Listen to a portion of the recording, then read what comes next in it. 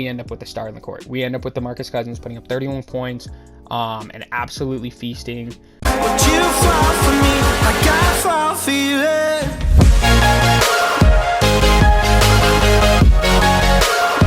Yo, what is up, everybody? Welcome back to another episode of NBA Now. It's your boy Dom, and we're gonna get right into things here today. So today, we are talking about Demarcus Cousins. We're talking about Boogie. We're talking about, the man that was once the best center in the game of basketball, and is now playing for my Denver Nuggets. So, if you don't know, Demarcus Cousins, he started out his career with the Sacramento Kings. Obviously, a lot of issues with the refs, was very flamboyant when on the court, and was phenomenal at the same time. I mean, he brought them to not making the playoffs, but he was the closest thing they've had to playoffs since having like Chris Webber on their roster, and really was the bright spot of that organization for like 6 or 7 years, until we got to one trade deadline. And we got to one trade deadline in which he finally got out of there. He was traded to the New Orleans Pelicans, teamed up with Anthony Davis, in a trade that brought Sacramento Buddy Hield, who we saw is just now leaving that organization this trade deadline. So a trade that lasted a while for the Kings, but not so long for the Pelicans, as we saw him only play a short amount of time there with the New Orleans Pelicans. Ended up getting injured. We saw Anthony Davis wear his jersey at the All-Star game to kind of show how much it meant for him to be a teammate and everything like that with him and everything like that.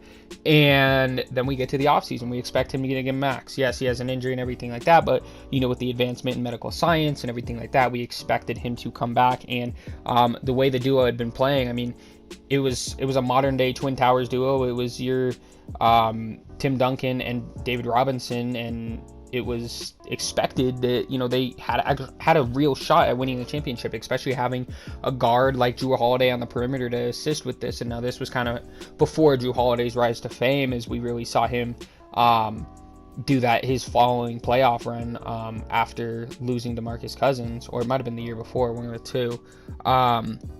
But then we see him not stay in New Orleans, and reports have still kind of been all over the place on what exactly happened there, whether they lowballed him and we're saying like 20 for 3 years, so 60 million, or they just were unwilling to offer a max, or whatever it was. However that situation went down, apparently no other teams were offering him what he wanted, or were offering him offers, potentially, and what he decided to do was go play for the Golden State Warriors, a team that was fresh off winning an NBA championship, obviously having two of the top 5 best players in the league at that point, in Kevin Durant and Steph Curry, the greatest shooter of all time. Kevin Durant potentially the greatest scorer himself of all time, who had improved drastically defensively in the Golden State Warriors system, and looked to be, was looked at as the juggernaut of the NBA, was looked at as finals winners prior to the season starting, and was only furthered by the signing of Demarcus Cousins. Now, we saw him rehab his injury for the majority of that season, before going on and playing with the Golden State Warriors, in which he didn't play the same, right? So when you look at his stats, it's very telling, and when you were watching the games, it was very telling that he was different. A lot of that, I think, was because of the rehab and the time it took back to come back from that. It was a lower body injury. He's a 7-footer, but we saw what he did with Sacramento, and we saw him average 27 points per game with Sacramento. He gets traded to New Orleans, plays 17 games his first year there with them. He averages 24. His second year, he plays 48 games before getting injured prior to the All-Star break, and he averages 25 points per game. But amongst those 30 games that he played with the Warriors, we saw a very steep decline there, where he goes down to 16 points per game. He didn't look like the same DeMarcus. It was very different, having a traditional elite center in this Warriors offense, and part of that is probably some of their downfall. He went there. He was only getting paid $5 million. It was almost like a spite to the league, and it didn't work out. Now, a lot of that is potentially due to injuries that we saw in the finals occur. We saw Klay Thompson go down. We saw Kevin Durant go down. Implications that have affected the league even till today, as we see Kevin Durant on a new team trying to win a championship with the Brooklyn Nets. after leaving at the end of that season, and we see Klay Thompson, who just came back after missing almost like 400 something days of basketball, and is now playing for the Golden State Warriors just this season, multiple seasons later, right? So it had implications across the league for years. But in those years, we saw DeMarcus bounce around. So we saw the decline with the Warriors. He doesn't go back to the Warriors. He's kind of looked at as something that wasn't as helpful to the Warriors, and there was a big question on what is his value. So he ends up signing a contract with the Houston Rockets, goes there, and believes that he's going to be an integral piece of what they're going to do and everything like that. But he only averages 9 points per game, right? So he ends up getting cut, and goes on to play for the Clippers towards the end of the year. We do see some flashes out of him with the Clippers. So I think, what we saw with the Clippers was a little bit better. Though he only averaged about 7 points with the Clippers, and it was much lower than everything like that, he started to kind of slowly settle into his role. Now, part of that, I think, is due to that Clippers culture, that very hard-nosed culture, that very we're going to come at you culture. I think it fits Boogie, right? And so we kind of saw him play a little better. I think a lot of that comes with that chemistry and everything like that. But he played those 16 games, and that was it for him that year. He played a total of 41 games in the 2020-2021 season, and after that, he waited. He waited until the next year, in which the Milwaukee Bucks came calling. And the Milwaukee Bucks called him up, gave him a contract for the rest of the season. So this was during the 10-day contract period that we saw at the start of the season, where, you had NBA nerds not knowing half the players on the court. It was during the height of the resurgence of Omicron and the virus and everything like that. And we saw him play 17 games with the Milwaukee Bucks. He had a full contract for the rest of the year. He looked like he was filling a void for them as kind of a center that they didn't have off the bench. With that, Brook Lopez and Bobby Portis kind of switch off for that starter. It looked like DeMarcus kind of added something different for them at that center position, and looked like he would be there for the rest of the season, until one random day he ends up getting cut. And he averaged 9 points with them. He shot 46% from the field. He shot 27% from three, 80% from the line, got about 6 rebounds per game and an assist as well, on top of a steal per game and about half a block per game as well. And he was positive on the court. His highest plus minus of his career was with them at that point. But they cut him. It was his first time not being a negative on the court since his 2018-2019 season with Golden State, funnily enough. But it was his highest plus minus of his career. It looked like he was going to be there, and he isn't. So a couple months go by, and we see my Denver Nuggets. We have been dealing with injuries all year. A lot of teams have, but I think especially if you're going to look at an injury-riddled team, it is the Denver Nuggets, having Jamal Murray out for the entire year at this point. Now we'll see if he comes back prior to the playoffs.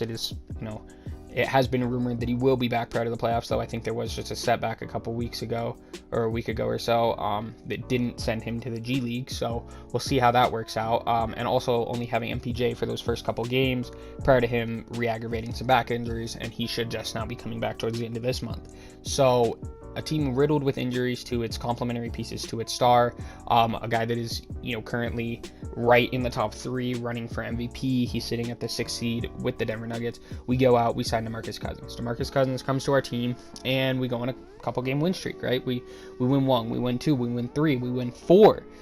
People start to talk about it. We win 6, we win 8. Now it's okay. This is very similar to the Aaron Gordon effect that we had last year. This is bringing in a guy to a team and him making such a big impact that it's almost changed the roster. It's almost changed the team. It's potentially changed the culture. It's changed the matchups. It's done a lot for the team. And the guy was only averaging 9 points per game, right? But we saw it. It was, we get to 10-0 and still perfect posts start to come out by Nuggets pages. We're still perfect with Boogie. We haven't lost with him, right? Which almost inevitably becomes a jinx, because what ends up happening is we lose to maybe not the best of teams in Oklahoma City, right? We lose to Oklahoma City, and that is our first loss with Demarcus Cousins. But that very next game, we see Nikola Jokic sit out, right? He's been getting a lot of miles on him, like we said, complimentary stars out of the picture this whole year, been in the MVP running. He sits out that game against the Houston Rockets, not a very competent team, a team that we should be able to beat without a star on the court, and we end up with a star on the court. We end up with Demarcus Cousins putting up 31 points and absolutely feasting. I mean, this is a guy that in only 23 minutes of action, he put up 31 points, 9 rebounds, 4 assists, 3 steals, a block, shot 71% from the field on 14 shots, and 75% from 3 on 4 3-pointers attempted, as well as 89% from the line on 9 shots. So he comes out, plays fantastic, pretty much looks like a prime Demarcus Cousins, and we're getting that off the bench behind the best passing big man of all time in Nikola Jokic and the best center in the league. Now, slightly arguable now, as Embiid has kind of made that more of a conversation this year. If you guys want to hear more about that, make sure you guys go check out my Embiid MVP video. But yeah, I mean, Demarcus Cousins, he's added something different to this team. He's given us a backup center that we haven't really had since losing Mason Plumlee to free agency, where he signed with the Detroit Pistons, was later traded to the Charlotte Hornets, I believe, and randomly breaks people's ankles, which is kind of funny. But we haven't really had a backup center since then, right? We've been playing JaMychal Green at backup center. Zeke Naji, for some reason, we play more at the 4 than the 5, when I think he could work well as a stretch big, kind of in a Bobby Portis type of role off the bench, but Malone doesn't do that with him. So, having a 6'8 guy in JaMychal Green, who, yeah, he's tough and everything like that, but you don't want him as your full-time backup center. And when you look at the rest of the roster, there's nobody else that can really even play center. There's times when Jokic wasn't on the court that we would see guys like Aaron Gordon and Jeff Green and JaMychal Green all out there to kind of try and we'd put 3 power forwards out there to kind of try and fill the void of not having a backup center. So Demarcus has given us a backup center. He's given us somebody that's playing consistent minutes. He's being efficient. He seems to fit in with the team very well. I mean, just the other night, he got a standing ovation because of his 31 points and how much that meant to have that 31 points and somebody else putting up production like that, especially at that efficiency on our team, meant a lot, I think, to our fan base, to the players on the court, to the team, to the coaching staff, to everybody. And I'm super excited to see how he goes for the rest of the year. Right now we are playing the New Orleans Pelicans, so this video is being recorded during the game. It might not be up until after the game. And Nikola Jokic is back. So far starting off actually pretty good. So we'll see how Demarcus Cousins does as we continue on for the rest of the season. But honestly, if this is all he does for us, I'm glad that we got him. He feels like a guy that once we get into the playoffs, he's going to be in the lineup. He is a veteran. We know Malone likes his veterans, and he's a veteran that's producing, because sometimes we get these veterans and they don't produce, right? Now, as much as I like a Davon Reed, right, a guy that can go out there and he can defend a little bit, he can kind of do his thing. He's not an elite defender. He's not an elite scorer. He averages 3 points per game. He's a bit of a lengthy guard and everything like that, which is nice to have on the court. But some of these veterans that Malone will give these minutes to, I mean, you look at, and I don't mean to pick on Davon Reed. I think he's been a good pickup for us this year.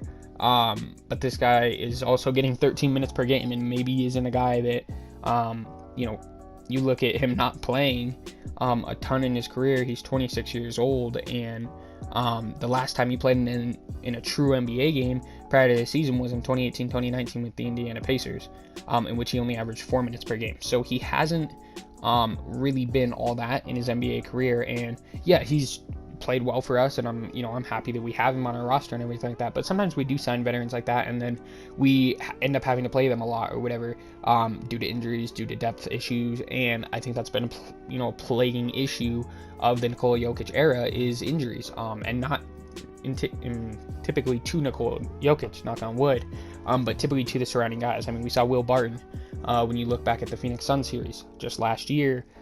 He was injured during that. Our guard play was super weak during that series. Even our guard play the rest of this season has kind of been all over the place. Not having Jamal Murray out there, and not and having to move some of these guys down to small forward and such like that, because we don't have a Michael Porter Jr. out there as well. It affects your depth issues when you lose some of those top guys. And we've seen that continue throughout the season. Now, obviously our front office has made moves to bring in like a Bryn Forbes, a Davon Reed at the center position, bringing in obviously a Demarcus Cousins to kind of help, so we can move some of those power forwards up a little bit, like a Jeff Green, who we've been seeing play more and more at the small forward position, and has been a very good pickup for us as well in his own right. But Malone likes his veterans and stuff like that, and I'm glad that we have a veteran that is able and capable and willing to produce for us, and looks like he, I would love to re-sign Demarcus Cousins for next year. If we can bring him back, pay him $5 million a year, give him a 2-year contract, something like that. Make sure you bring him back, because if you can have nights like that where he allows you to sit Nikola Jokic, it is going to make it that much harder for whoever we play in the playoffs to match up against us, because you're going to have a healthy, not worn out Nikola Jokic. I mean, we saw what in Houston it did to James Harden having to play all those minutes, right? How once he got to the playoffs, he was known as a choker because he was playing 46 minutes per game in the regular season, right? And that was just for them to make it and be a seed that, they could actually play at home, and then they would get cooked in the playoffs, right? And so if we can, lower the mileage on Nikola Jokic's body, keep him around for a long time, I think his game will translate as he continues to age, because of his passing ability, because he's developed his three-point shot, because his defense is developed without the need for substantial athleticism, which is typically what we see as a large drop-off factor when you're looking at stars regressing. And having a guy like Demarcus Cousins that can come out there and still potentially be a star on the nights that you need him to be a star is is a luxury that I would love to have as a Denver Nuggets fan going into the future, and isn't something that all the teams have. And I'm not asking Demarcus Cousins to put up 30 every night. I'm not asking him to put up 20 every night. I'm not even asking him to put up 15 points every night. But if he's out there and he gets his 10 points, 5 rebounds, is out there playing, hustling and everything like that. I mean, he's a guy that'll hustle. He's a guy that'll he gets into the game. That's why he gets into it with the refs sometimes, because he's into the game. And all I can do is respect somebody that is out there and just wants to win basketball games. And the more of those guys you get on your roster, the better your roster will be. I think the biggest example of that is the Miami Heat, a team forged from the idea of, I don't care how we're going to win, we're going to win. And I think, the Denver Nuggets have started to slowly find pieces like that with, a Will Barton, right? A guy that, sometimes he has his nights, like he did against OKC. I think the whole starting lineup did, where he's not the greatest shooter or whatever. And, even a Facundo Campazzo, a guy that I haven't always been the biggest fan of, has his nights where he is very atrocious for us. But there's also nights where those guys, mainly more Will Barton, are game changers for us, right? And if you can have that around your roster and guys that are willing and want to step up and make the most of the minutes that they're getting, it makes it that much easier in the regular season and once you get to the playoffs, because that if somebody goes down, you have a guy that's willing and wants to step up and wants to show you that he can do it, as well as you have a guy that's done it in the regular season before. He's had to step up in the regular season before. So these injuries that we've had to this team are a curse and a blessing at the same time, because of what, some of the stuff that we've seen change with the team, and how even without a Jamal Murray, Nikola Jokic can still be an MVP candidate. So what does that mean potentially for moves in the future? There's so much to talk about when it comes to that. Obviously, I'm much more invested in the Denver Nuggets than most people, since I'm a fan of them and everything like that. But I do think that this Nuggets roster, being at the 6th seed right now, it's a scary roster to play in the first round, especially if you're getting some guys back. Now, that does worry me, because how you work in guys after injury and stuff like that, and how they haven't been with the team, and it affects chemistry and everything like that. But it worries me a little bit, because I think teams that you look at that struggled with that is a prime example of the Brooklyn Nets last year, having all the injury issues with Kyrie and James Harden throughout the year, and even Kevin Durant, how that affected them in the playoffs and everything like that, and they just weren't able to integrate everybody to be there night in and night out chemistry wise, and so that worries me a little bit as we continue to grind out these last 15 games or so, and kind of really get to the latter end of the season and start heading into the playoffs. But I know that absolutely, if I'm a top 4 team right now, I do not want to match up with the Denver Nuggets, especially if they fall into the play-in. I don't want to match up with them in the first round. I think when you're looking at first round matchups, I think we beat a Utah. I think we beat a Memphis Grizzlies. Yes, Ja Morant is having an MVP caliber season, but we have the reigning MVP. So, yeah, I don't know. I think the Denver Nuggets are in a scary spot, sitting at 6 right now for a lot of the West. And as things kind of grind down to the very end, we'll see if we can potentially lock in a home court advantage, as the Utah Jazz are only 2.5 games ahead of us, sitting at the 4 seed, or will we fall to a play-in, where the Minnesota Timberwolves are only 2 games behind us, for, to be the 7th seed, and that would put us in a play-in game.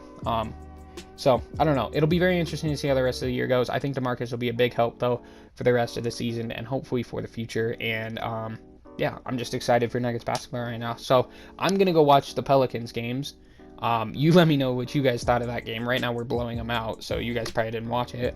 If you guys did stay till the end of the video, thank you guys so much for watching, and I'll catch y'all next time. Peace out, guys.